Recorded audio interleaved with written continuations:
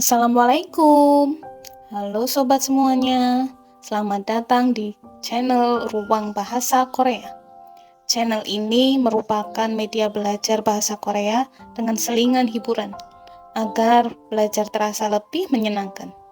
Sebelumnya, sobat bisa klik tombol jempol dan lonceng agar tidak ketinggalan pemberitahuan dari channel ini. Sobat, kali ini aku akan membahas mengenai suku kata dalam bahasa Korea. Huruf Hangul atau sistem tulisan dalam bahasa Korea ditulis dengan menggabungkan huruf konsonan dan huruf vokal. Huruf vokal ada yang dibentuk secara vertikal atau berdiri dan horizontal atau mendatar. Huruf yang vokal vertikal contohnya adalah A, Ya, O, Yo, dan I. Untuk huruf vokal horizontal contohnya adalah O, Yo, U, U, dan E. Huruf konsonan ditulis di sebelah kiri vokal bila digabungkan dengan huruf vokal vertikal. Contohnya adalah ciot sebagai konsonan digabungkan dengan A sebagai vokal dibaca ja. Huruf konsonan ditulis di atas vokal bila digabungkan dengan huruf vokal horizontal. Contohnya adalah diget sebagai konsonan digabungkan dengan O sebagai vokal dibaca do. Contoh berikutnya adalah siot sebagai konsonan digabungkan dengan wi sebagai vokal dibaca swi.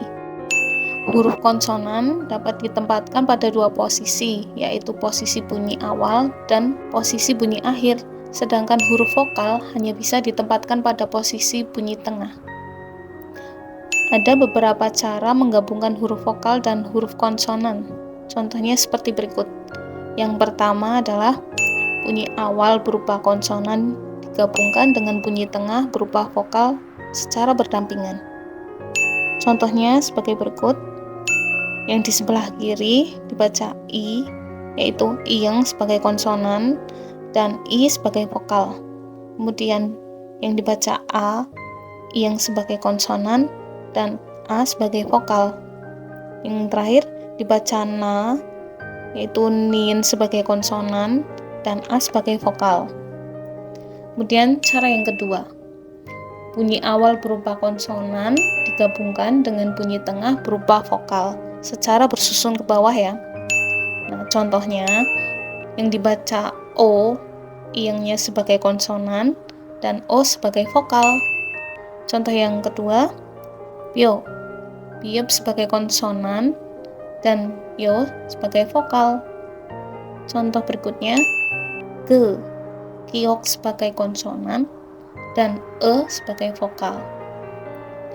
Cara ketiga, bunyi awal berupa konsonan, bunyi tengah berupa vokal, dan bunyi akhir berupa konsonan. Ketiganya digabungkan secara bersusun ke bawah.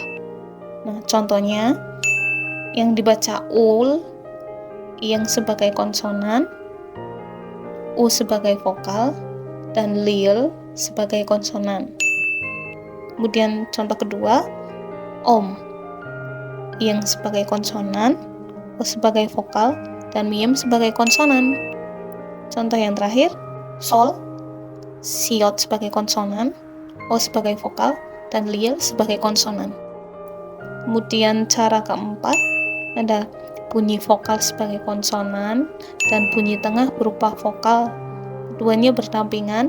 Kemudian di bawahnya ada bunyi akhir yang berupa konsonan. Contohnya yang pertama, an, ing sebagai konsonan, a sebagai vokal, dan nien sebagai konsonan. Kemudian mal, miem sebagai konsonan, a sebagai vokal, dan lil sebagai konsonan. Kemudian cara yang kelima, bunyi awal berupa konsonan digabungkan dengan bunyi tengah berupa vokal ganda. Vokal ganda di sini yaitu gabungan dari vokal vertikal yang ditambah dengan vokal horizontal. Contohnya yang dibaca wo, ing sebagai konsonan dan wo sebagai vokal.